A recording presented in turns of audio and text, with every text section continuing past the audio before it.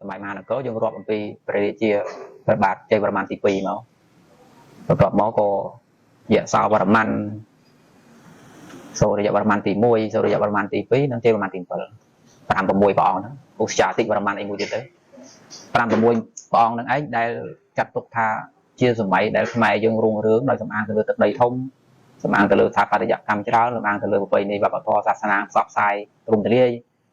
សំអាងទៅលើកម្លាំងកងទ័ពយោធាសំអាងទៅលើមុខមាត់លើឆាកអន្តរជាតិថាអន្តរជាតិសម័យនោះមិនទាន់អន្តរជាតិទេតែចង់និយាយថាប្រទេសក្បែរខាងគេដឹងកិត្តិយសភាពយើងណាគេល្បីល្បាញអញ្ចឹងអាត្រង់ហ្នឹងដែលយើងហៅថាធំសម័យរុងរឿងព្រះរាជា3 4ខាងដើមមុនជ័យវរ្ម័នទី7ព្រះអង្គគ្រប់ព្រហ្មញ្ញដល់ព្រះបាទជ័យវរ្ម័នទី7ព្រះអង្គគ្រប់ពុទ្ធសាសនាប៉ុន្តែមិនមែនពុទ្ធសាសនាថេរវាទដូចឥឡូវទេពុទ្ធសាសនាបែបមហាយានវជ្រយានហ្នឹងទៅមានពោធិសត្វមានអីតែក៏ជាពុទ្ធសាសនាដែរព្រោះមានលំអានមេរៀនព្រះអញ្ចឹងណាគ្រាន់តែវាមានភាពខុសគ្នាខ្លះ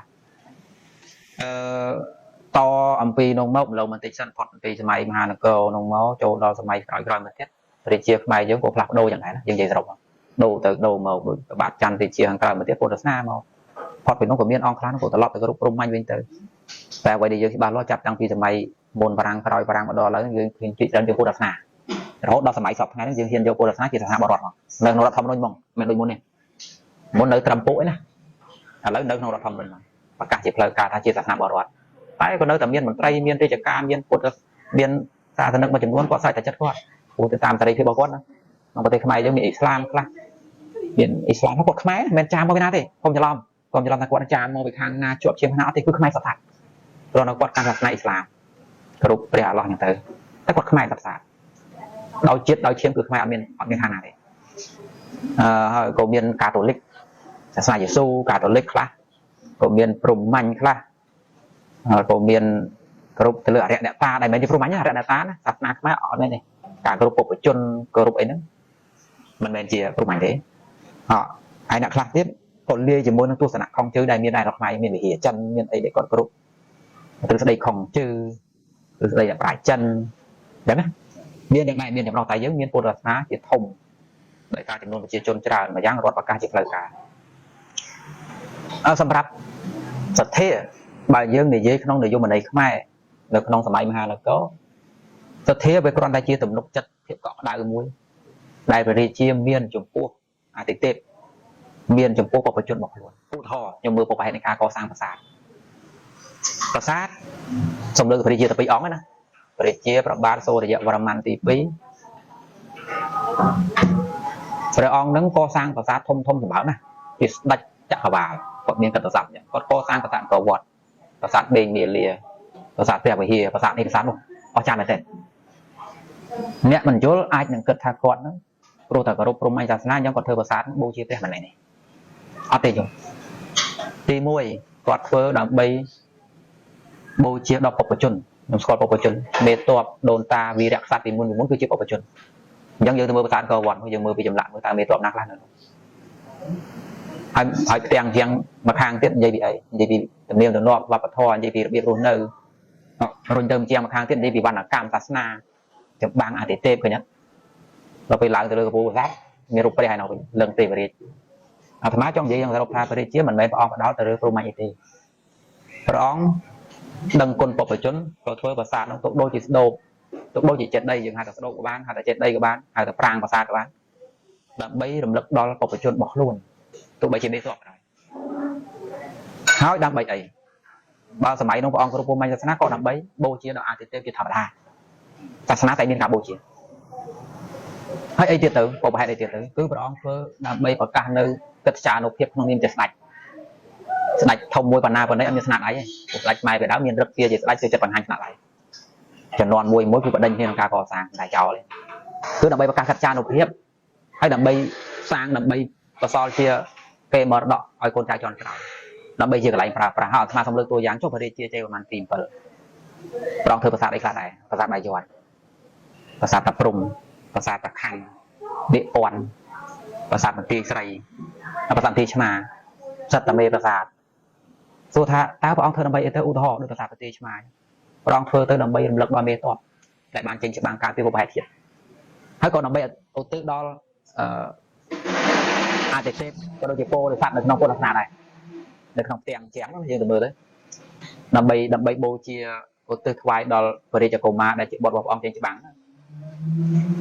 មេតបជារាជកុមារឈ្មោះស្រីត្រន្ទៈកុមារនិងមេតប2នាក់ទៀតទាំងបងទាំងប្អូនពួកគេបានលះបង់នៅក្នុងភពហេតុទៀតយើងរកឃើញថាដូនតារបស់យើងគាត់ធ្វើប្រាសាទទាំងអស់នោះចិត្តដីទាំងអស់នោះស្ដូបទាំងអស់នោះប្រើភាសាទូរស័ព្ទទៅគឺមានមូលហេតុច្រើនចាមិនមែនផ្ដោតរឿងសាសនាអីទេតែម្យ៉ាងទេគាត់ណាឥឡូវបើយើងមើលយើងវិញឆាប់យល់ឥឡូវបើស្រុកសពថ្ងៃរដ្ឋាភិបាលយើងសាងស្ដូបសាងចិត្តដីសាងអគារសាងអីតាមមានមូលហេតុអីខ្លះទៅថាមានស្ដាប់មានស្ដូបវីរៈជនមានស្ដូបយុទ្ធជនមានស្ដូបឧទ្ទិសព្រះមហាក្សត្រមានសាសនាពីណាឃើញអត់មានវិហារមានចិត្តដីដើម្បីពុទ្ធសាសនាមិនយ៉ាង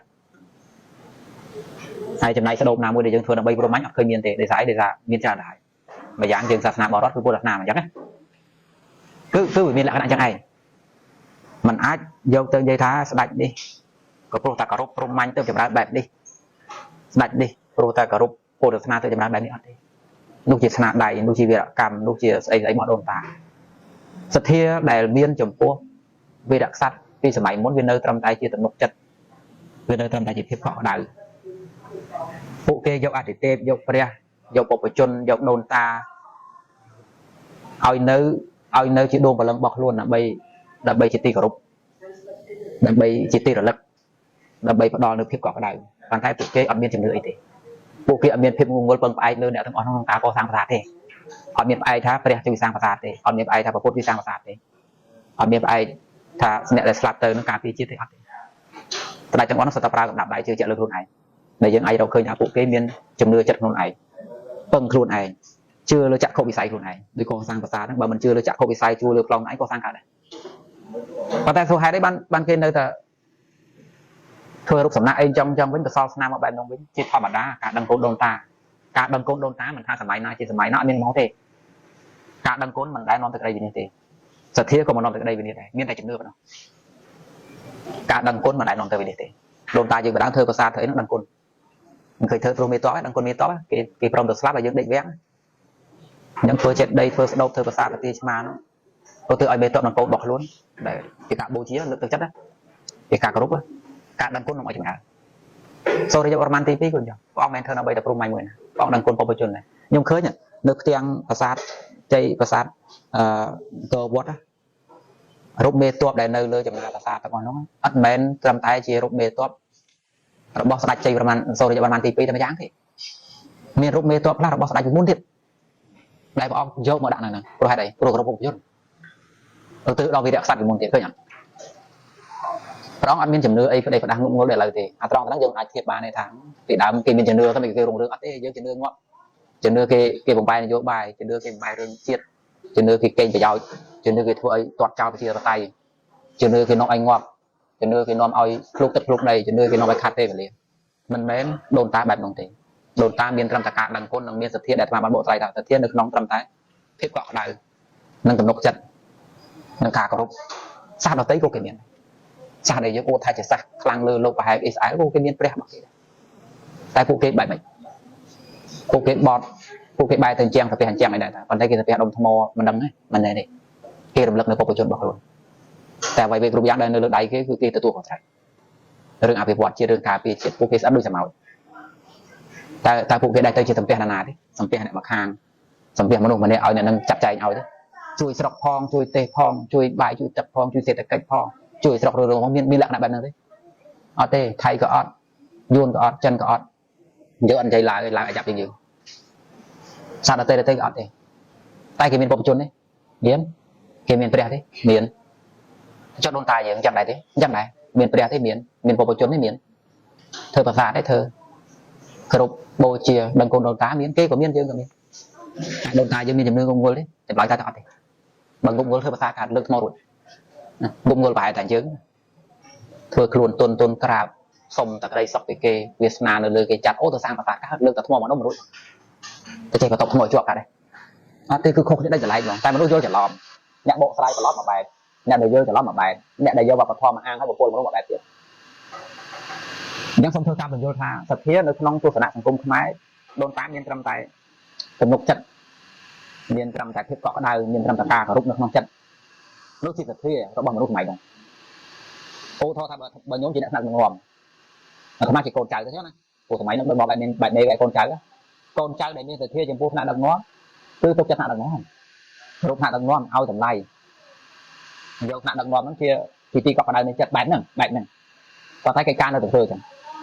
tay dưới nặng bánh nè để dừng thiệt luôn thắng thì đau vô giờ đây dưới bánh thắng thế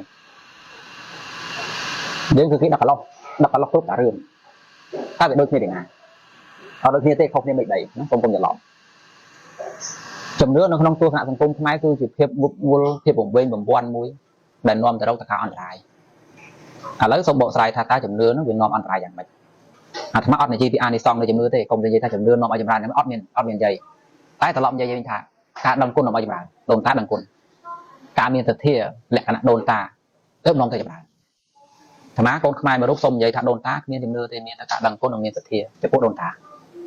để phụ qua chấm ra chấm này phụ dương miền chấm nữa ngụm ngụm ta chấm nữa ngụm nom ăn lại là chừng mưa thằng ngọc này nó về nãy đây khi mình trời cao mày đang cất cùm vì sọc xong thì việc bảo chết chưa ai rừng chết ta cái trời thôi chẳng mình cái trời non mà lúc tôi là vô là con rừng muôi phải áo to này ta bay bên nó non thôi chẳng đã mà đâm bay vào lò than là cả đâm bay than là cả hãy đâm bay cây vô phải giỏi lắc vô phải đâm bay cây vô phải giỏi cây vô tập chật cây vô là cả có bộ chia có tọt móc cây vô tọt bằng vũ khô các bạn hãy dân sớm mới chọn ta xong hẹp họ lại thế được về để bật tê dưới chia bật tê tụt mùi chỉ bật tê để thầm ngư bị thằng kìm cam chân hoàn hãy gặp bông đã tự đại thá trời cá có sang đi để rồi mai group nhất đã tự đại group nha trời cá lại chỉ mà chạm bật tê ta chả đặt đại na tự lại chỉ phải chạm tê cả chả đặt đại crab luôn kê hay miên kê bật tóc để lơ môi dân tới anh bật này to tôi nghe tao của tôi nghe đôi lên lại chặt con mùa nó tá tự ai lại chỉ chạm tê cả thế ta là na cho mày đại nè xua luôn ai thôi ta là na cho mày đại ta không ai chấm này làm gì rồi đôi chân sọt ngay ở đây ca là dương cả một tràng đấy không sọt mày dương cái chi chừng nương ngố đây mình bên chia bỏ bồn ta đây để mà dương khăn đôn thá của mình cô được ná của mình pro anh của mình tiếp hay mà tha pro anh của mình bây giờ vô pro anh mà group bên tên thay sao bị pro anh miền công ty về miền ca nó quật miền ca rồi các bạn bắt đây dương sọt ngay miền pro anh kì mình miền pro anh sọt thọ riêng các bạn pro anh nhớ pro anh còn đấy rụp hiệp cao lang trong công máy pro anh của mình mấy phút của mình này mà phút rất là ngày pro anh của mình mấy họ ở lấy ở cái lỗ đôn ta đặc ngon nhất đôn ta của mình tiền thì sa na đôn ta u thọ bởi nhôm chia phục mà nhôm sập từ mai cho ăn phục một cọp giờ mà ảo hết group sập pe ta đôi khi thế sập ngay chưa cái đó từ group đôn ta giống đấy cười cho ăn mai cho ăn phục đã tăng tiền này lợi bọn tròn bảo thầu này gì đã anh ít đôn ta cho phật này bút của mình mấy pro anh của mình mấy đồn ta của mình ta chia vềประกอบที่อำเภอบ่าวปราศาสตร์ตามระยะการยาวบ่าวปะทอจำเรื่องบ่เปลี่ยนหมดเขายังสมัยกระไทยพรเมื่อเตยกรุบเนี่ยสถานีสเตปปัญญาจะมองสัตว์บางทางกระไรปฏิยังตระการดีแต่ละวันตระการหลักเทพเจตปไตยโกรอดมวยไอคอสร้างปฏิเตยเจตปไตยบ้านลูกทำเนียนเทพเจตปไตย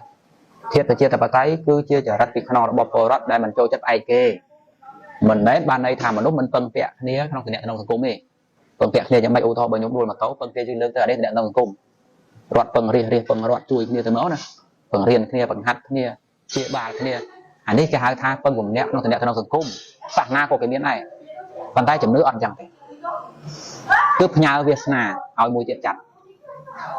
và cô Việt Nam ao mùi tiệt đập bài nó ngay chia chấm nước hay bài nó taត្រូវchia tay thế cái cũng như là trong bàn đấy bùm mình tam chặt để lên chặt bia phật tập ra đó bà cái chặt đây còn xua đây trong khai gì mà chặt thế đấy trong smart thiết thế trong bàn phò bây giờ smart thiết thế quất trong thôi cái mà trong bàn chắc này mấy corona không chặt đất tao của tôi nhờ kìa là ná chọn mày bạn mình xu luôn ấy đâu là ná chọn mày bạn